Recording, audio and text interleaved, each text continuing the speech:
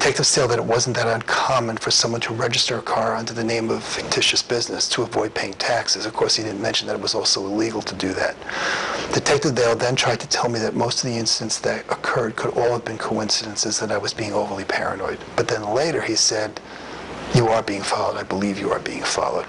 So in summary, this person had a road rage incident with me, followed me to the police station driving a car that was registered to a fictitious business that couldn't be found. On the 26th, I left my home, was followed by a car with completely blacked out windows. On the 5th, I had the incident with the 2 pickup trucks. Another truck came up to my house and knocked on my door. There was the other car with completely blacked out windows outside of my place of work. And Detective Dale said they were just all coincidences and I was being paranoid. I told Detective Dale that this stalker wanted to do me harm and I was afraid that he would kill me. And Detective Dale's advice to me was go back to your house and try to live your life the way you normally do and call us if anything else happens that's suspicious. And it's like, why? So you can tell me I'm being overly suspicious and I'm being overly paranoid and they're all coincidences? On June 7th, I called the assault team to see if I could speak with Detective Dale's supervisor. The person was in training, but I spoke with the Sergeant Vasquez, who was always, when I spoke with her, always curt and seemed angry with me. I emailed her my copy of my documentation, and she said she would go over it with her Detective Dale's supervisor. She later called me back, said that they looked into the owner of the business and that the SUV is not registered to him or his son. She said that they would put out an alert on the SUV, and if anyone saw it, they would hold the driver and contact me and see if I could identify him. You know, I said to her, but you couldn't, they said that they didn't own the car and it wasn't registered to their business, but their business was listed as 2 separate businesses while the car was registered to one. Weren't you curious that this guy's just lying and trying to cover his tracks and is trying to hide his ownership of this car for some really suspicious reasons? She said no. She called me back on the 8th and told me that they found out nothing from the DMV regarding who actually registered the car. She said as far as she was concerned, the case was inactive, and she basically told me she didn't want me calling her again, that I was being a pain in the neck. In total, from the time the stalking started on May 5th, 2007, I saw 15 cars with completely blacked out windows, many of them with no visible license plates. And the only way you could see the license plate was if you walked up to the car close enough.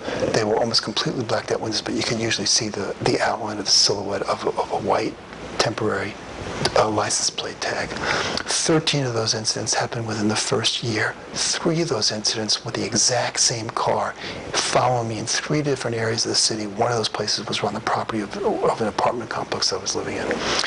I'm going to try, when I put this video up on YouTube, try to attach a summary of my documentation and the full documentation. I have a full documentation, which is basically a diary of everything that's happened to me since May of 2007. It's about 120 pages long. And then I have a summary, which I'm basically reading off of right now, which is about 50 pages long. I'm going to try to attach both of those documents that you can refer to this, onto YouTube to accompany this video. I don't know if I can, though. I've never done anything with YouTube before. So, I mean, I'm just asking you, I mean, how many of you have ever seen a car with completely black out windows with no visible license plates, let alone run into them 13 or 15 times within a year?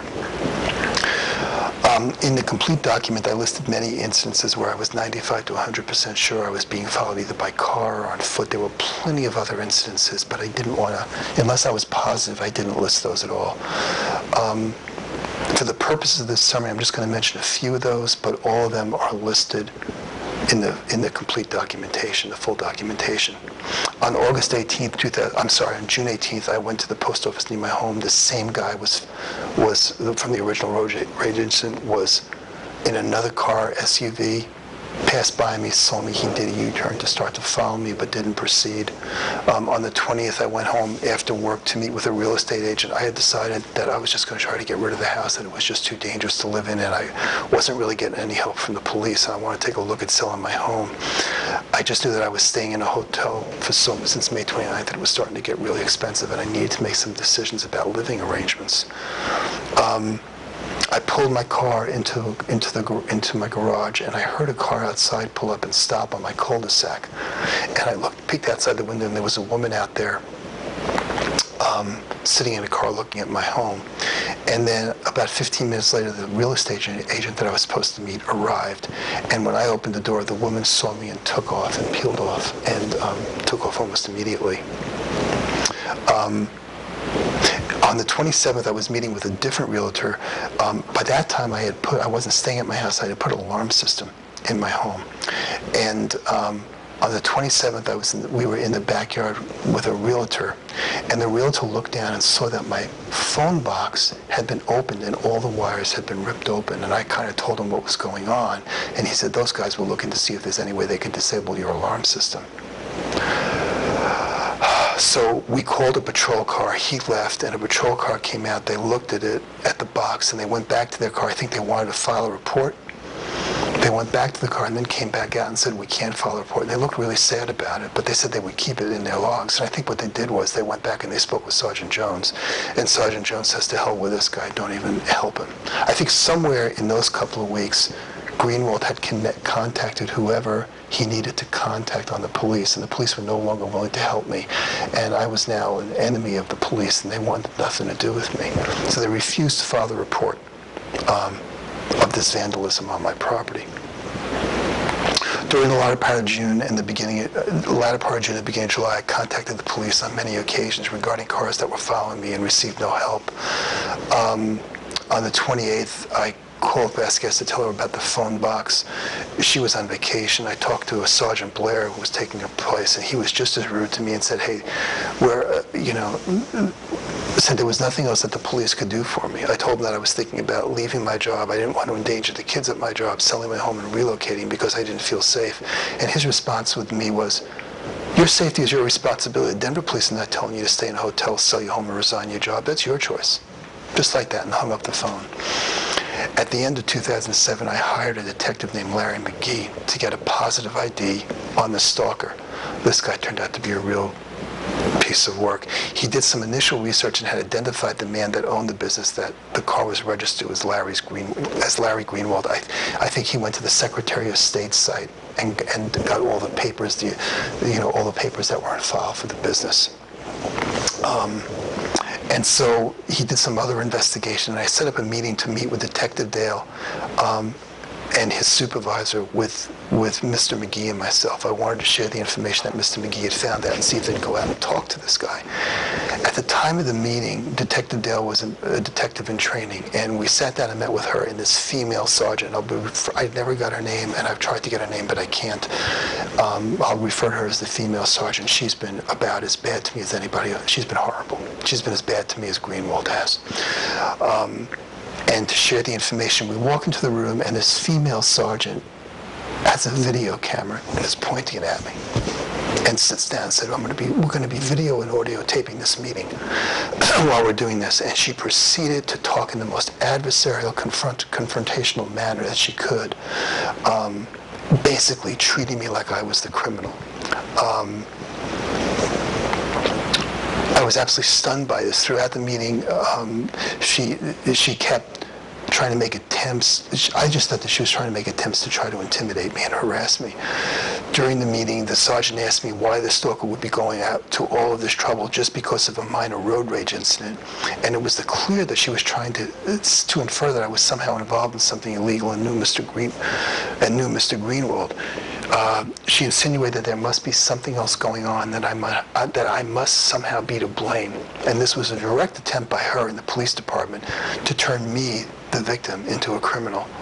I told the sergeant that I never saw this guy before in my life, and that I wasn't involved with him or in any way, and that I wasn't involved in anything illegal. I told her that I'd be willing to take a lie detector test if she wanted me to, and she went, oh, no.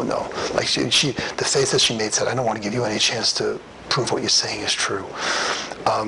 The sergeant made it clear that the Denver police would not go out and talk to this guy, even though we identified who he was and got a phone number. And this was in direct contradiction to everything else the other people, Sergeant Vasquez, Sergeant Blair had all said to me, prior to that.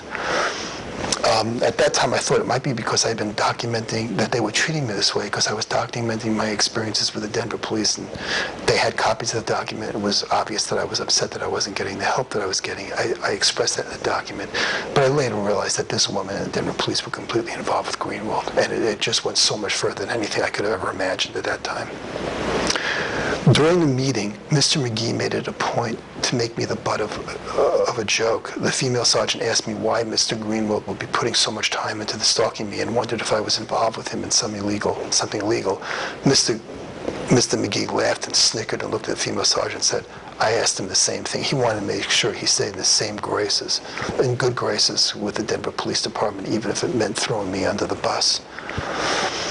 I should also mention here that prior to this meeting, I had major ethical concerns about Mr. McGee. During our second or third meeting, Mr. McGee had actually offered to kill Larry Greenwald for me for $10,000. I told him, you're nuts, I'm not going to do something like that. Shortly after this meeting with this female sergeant, someone called the place, the day treatment center for the developmentally disabled kids where I was working. I was the therapeutic supervisor there. I was supervising social workers and psychologists. Told the people that ran this place that they knew who this guy was.